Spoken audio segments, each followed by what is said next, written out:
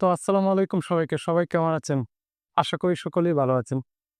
আজকের ইন্ট্রো দেখে সবাই বুঝতে পারতেছেন আমি আজকে কাকে নিয়ে আলোচনা করব। সেই মানুষটা হচ্ছে আমাদের গৌরীপুরের আলামিন ভাই। তো আমি এই মানুষটাকে নিয়ে কেন আজকে আলোচনা করব? আপনারা সবাই জানেন যে এই মানুষটা বর্তমানে বাংলাদেশের সবচাইতে ভাইরাল এবং জনপ্রিয় কমেডিয়ানের মধ্যে একজন। কিন্তু এই মানুষটার সফলতার পথটা কিন্তু মসৃণ ছিল না। মানুষ কখন যে সফলতা অর্জন করে মানুষ সে নিজেও জানে না।